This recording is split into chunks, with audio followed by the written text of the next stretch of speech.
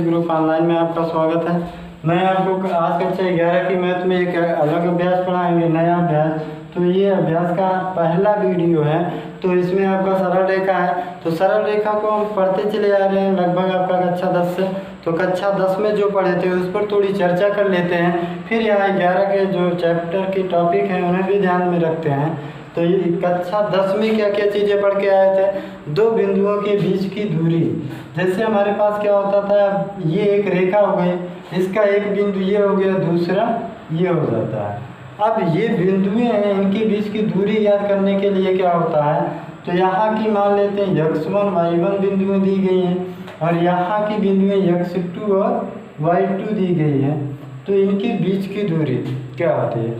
सरल रेखा का मतलब क्या होता है, पहले तो अभ्यास को समझते हैं। तो सरल रेखा का मतलब क्या बनेगा, जब भी हम इसको पढ़ेंगे तो इसमें हमेशा ध्यान देंगे कभी टेढ़ी मेढ़ी लाइनें नहीं चलेंगी, बिल्कुल स्ट्रेट लाइन।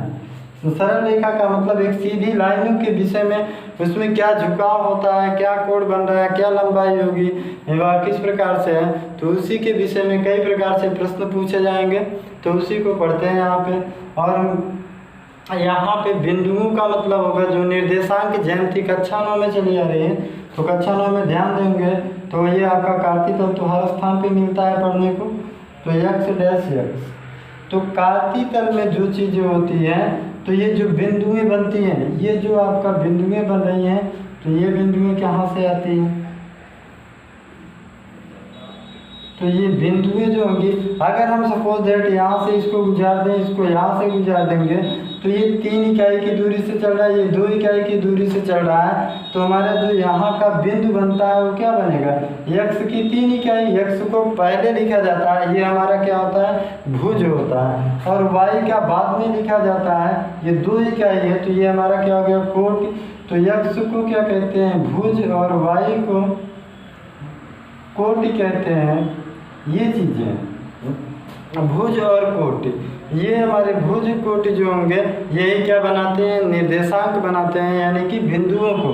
अगर हमारे पास कहीं एक रेखा के 2 बिंदुएं दी गई हैं तो उनके बीच की दूरियों को हम ज्ञात कर सकते हैं। तो जो ये लिखे जाते हैं, ये मतलब होता है यहीं से निकल के आते हैं। तो जो बिंदुएं होंगी इसमें, अब अगर हमें यहाँ और यहाँ का बिंदुएं दी गई है तो इनके बीच की दूरी क्या होगी, इसे निकालने के लिए सूत्र एक पढ़े होंगे कक्षा 10 में। 2 बिंदुओं के बीच की दूरी, 2 बिंदुओं के बीच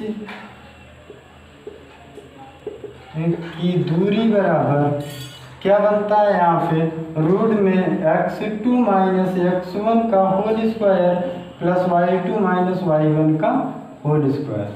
तो ये तो हमारा सूत्र बन जाता है। तो वही चीज़ है, अगर हमारे दोनों छोर की आपका क्या है, बिंदुएं दी गई हो, तो हम इसकी लंबाई बता सकते हैं कितना होगा।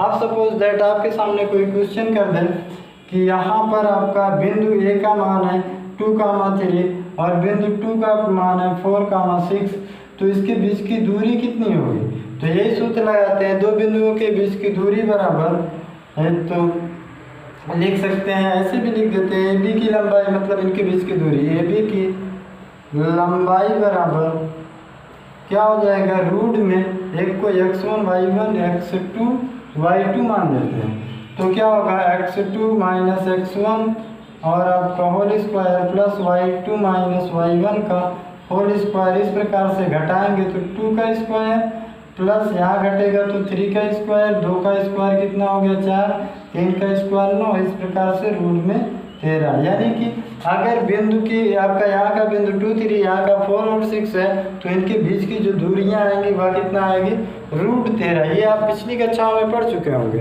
तो इसको हम समझते हैं। इसके बाद देखते हैं और कुछ अंतः विभाजन, बाह्य विभाजन क्या होता है।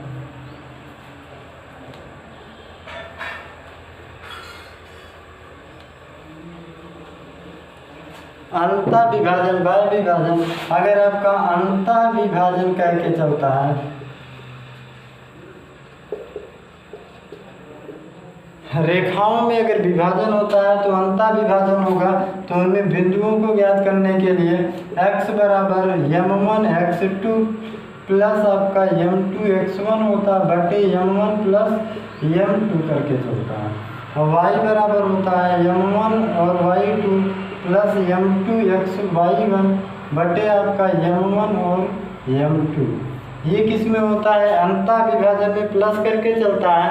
अगर यही पे पूछ ले बाह्य विभाजन, तो बाह्य विभाजन में क्या होता है आपका x बराबर m1 x2 minus m2 x1 करके चलेगा, बटे में m1 माइनस m2 करता है, और y के लिए होता है m1 y2 minus m2 y1 बटे आपका हो जाएगा m1 माइनस m2। ये माइनस कब होता है, जब बाह्य विभाजन पूछेगा, जब अंतः विभाजन होता है तब प्लस होता है। इन सूत्रों को कब लगाया जाता है, जब हमारे पास कोई एक रेखा हो और ये भी इनके मतलब बाहरी बिंदु ए भी हो और ये बिंदुएं दी गई हो, x1 y1 दी गई हो और x2 y2 दिया गया हो। अब इनको ये इसको क्या होता है, दो बराबर भागों में बांट दिया जाता है, मतलब बराबर नहीं, कुछ भी कम ज़्यादा चाहे जहाँ के बिंदुओं को मान लेते हैं हम, इनको क्या करते हैं यहाँ से अलग कर देते हैं।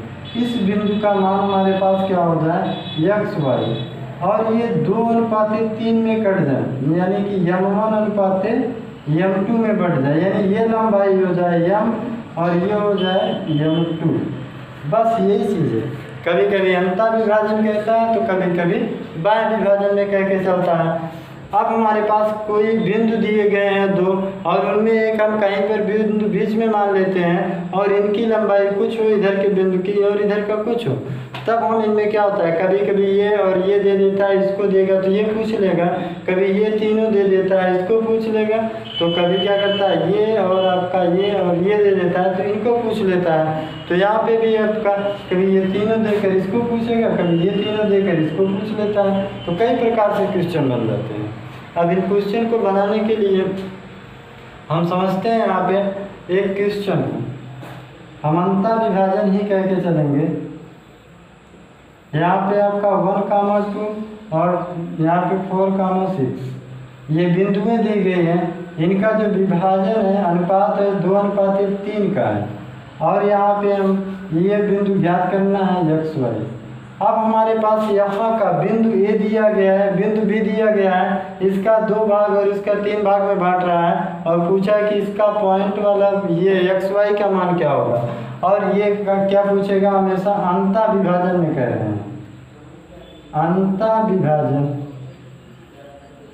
अंतः विभाजन में। तो अंतः विभाजन में इसे नहीं लगाएंगे, ये बाह्य विभाजन का है, बाह्य विभाजन में माइनस होता है। फिलहाल ये आप पिछली कक्षाओं में पढ़ चुके हैं तो ज़्यादा वो नहीं करेंगे, बस एक सवाल बताते हैं यहाँ पे कि आपके समझ में आती रहे कि पिछली चीज़ें हम क्या पढ़ के आए थे सरल रेखा में।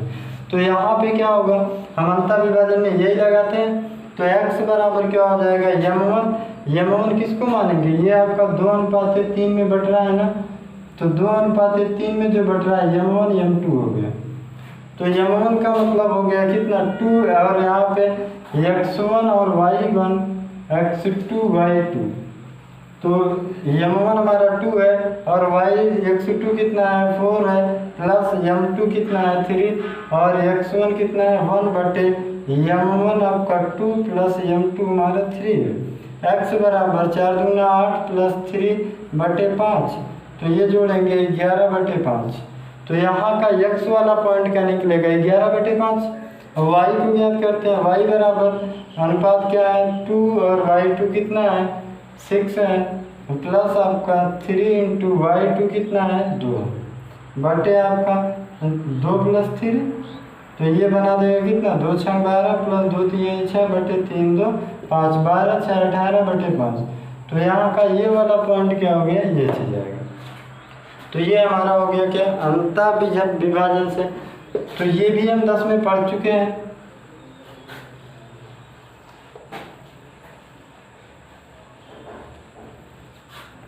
इसके बाद अगर हम ध्यान देंगे 10 में, तो 10 में एक चीज़ और पढ़ के आती है अंतः विभाजन बाह्य विभाजन। अब इसमें आपका होता है एक मध्य बिंदु, मध्य बिंदु का मतलब हो गया अब हमारे पास क्या हो जाए ए और बी, यहाँ का बिंदु दिया हो और यहाँ का बिंदु दिया हो, ए और बी के बिंदुएं दी गई हो।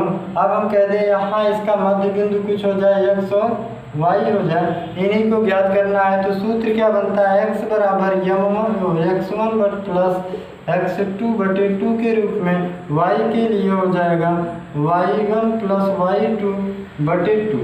तो ये होता है क्या, मध्य बिंदु का सूत्र। ये कब क्या होता है, मध्य बिंदु ज्ञात करने के लिए।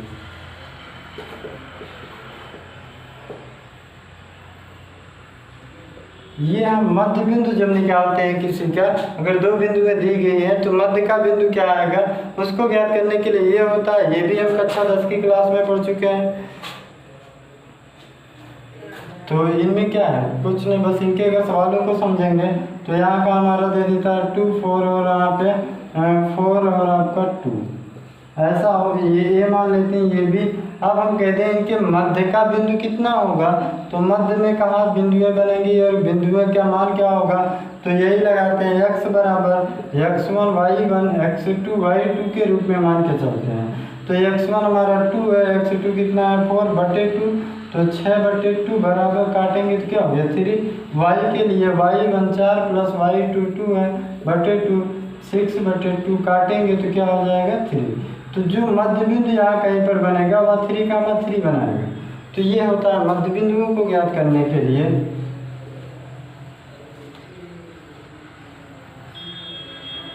और हम एक चीज पढ़ चुके होंगे, क्षेत्रफल। और जब हमारे पास 3 बिंदुएं संरेख में हों किसी त्रिभुज में, अब किसी त्रिभुज में आपका ए बी सी हो और इनके बिंदुओं को दिया गया हो,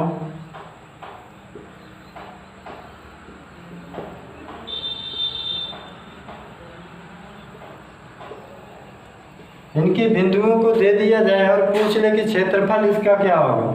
तो क्षेत्रफल निकालने के लिए सूत्र होता है त्रिभुज का क्षेत्रफल बराबर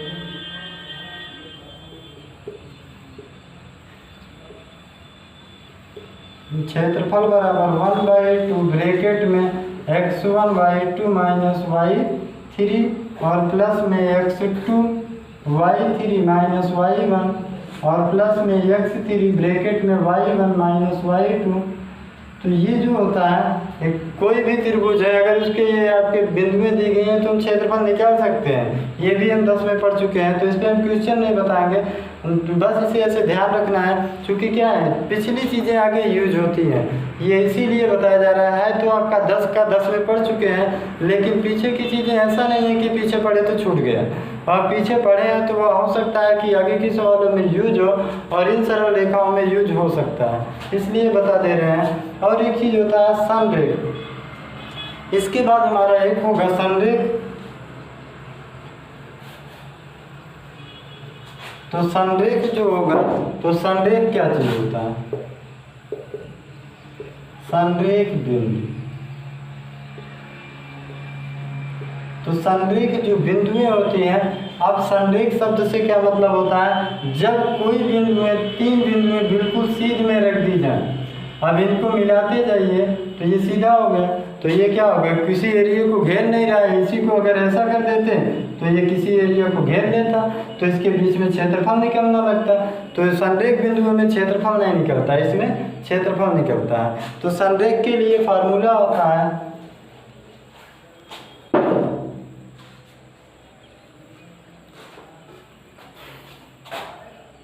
तो यहाँ पर लिखेंगे संरेख का प्रतिबंध बराबर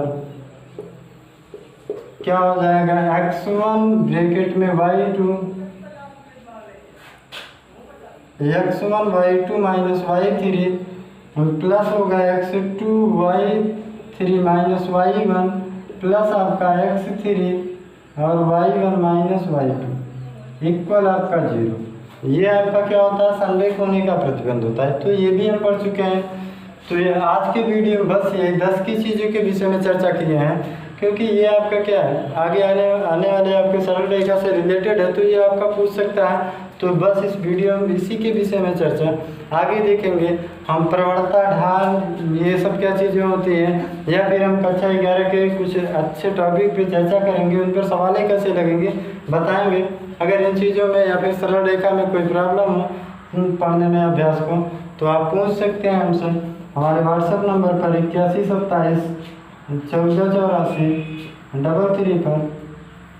तो आज के इस वीडियो में बस इतना ही। धन्यवाद।